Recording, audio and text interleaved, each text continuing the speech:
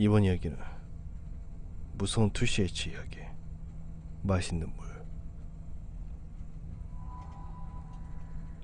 대학생이 되어서 도쿄로 온 나는 어느 맨션에서 자취를 하게 되었다. 그것은 원룸으로 현관에 들어서면 바로 부엌이 있고 방 안으로 들어가게 되는 흔한 구조였다.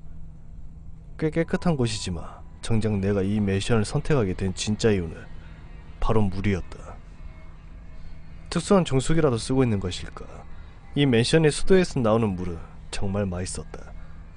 시골을 떠나 도쿄에 와서 물갈이에 시달리고 그러고 있던 나에게는 정말 감사할 정도였다. 하지만 그 맨션에서 산지 일주일이 지날 무렵 나는 매일 저녁 고열에 시달리게 되었다. 너무나 더워서 도저히 견딜 수가 없었다. 한밤중에 눈을 뜨고 수도꼭지에 딱 달라붙어서 그 맛있는 물을 벌컥벌컥 마시댔다.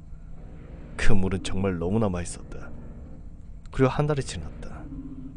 나는 그 무렵부터 매일 저녁 귀신을 보게 되었다. 그것도 하나둘이 아닌 귀신의 행렬이었다. 귀신들은 창문이 없는 동쪽 벽에서 나타나 내 침대가 있는 서쪽 벽으로 사라졌다.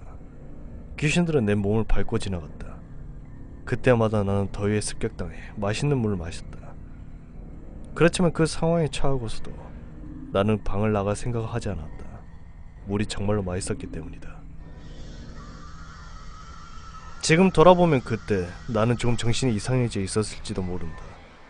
2달이 지나도록 나는 강의도 나가지 않고 하루 종일 맛있는 물을 마시고 있었다.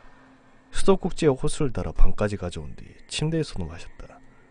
당연히 그렇게 많은 양의 물을 몸이 받아낼 수 있을 리가 없다. 그래서 나는 바닥이 흥건해지도록 토해대며 맛있는 물을 마시댔다.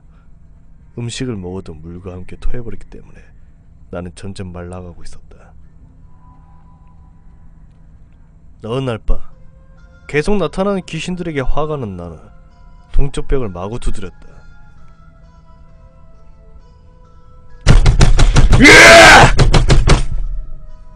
주변에 신경도 쓰지 않고 괴성을 지르며 계속 벽을 두드렸다. 그러자 벽지가 벗겨지며 붉은 것이 나타났다. 그것을 깨달은 나는 계속 벽지를 벗겼다. 그러자 이상한 것이 나타났다. 마치 신사 앞에 있는 문 같은 기둥이 벽 안에서 나타난 것이다. 무서워진 나는 마음을 달래기 위해 맛있는 물을 마시기로 했다. 하지만 수도꼭지로 마시기에는 물이 너무 적었다. 나는 방을 뛰쳐나와 계단으로 뛰어 올랐다. 약해진 몸으로 겨우 옥상에 도착을 했다. 오히려 옥상 입구는 열려 있었다. 나는 저수 탱크로 한달음에 날아갔다. 저수 탱크에 잠긴 채 맛있는 물을 마음껏 먹고 싶었던 것이다. 뚜껑에는 열쇠가 걸려 있었지만 맛있는 물을 마시고 싶었던 나는 필사적으로 뚜껑을 열었다. 지금 생각해보면 말도 안 되는 짓이다. 자물쇠를 부순 나는 탱크 속으로 뛰어들어갔다.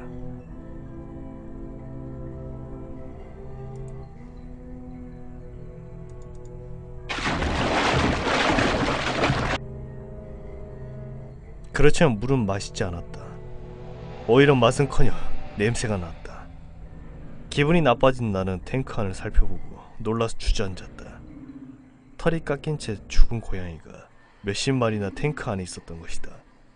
나는 그날 먹었던 밥과 물을 토하고 탱크에서 뛰쳐나와 가까운 경찰서로 달려갔다. 그 뒤 경찰에 연락을 받고 그렇게 온 집주인에게 엄청나게 혼을 나고 방 벽지와 수조 탱크의 뚜껑을 변상해야만 했다. 나는 그 맨션을 떠나 다른 아파트로 갔고 지금은 대학을 졸업했다. 지금도 수조 탱크에 고양이를 넣은 범인이 누구인지 밝혀지지 않았다. 내가 봤던 귀신들은 무엇이었을까? 그리고 마치 마약에 중독된 것처럼 계속 마셔야만 했던 그 물은 무엇이었을까? 어쩌면 누군가의 조주였던 것일지도 모른다.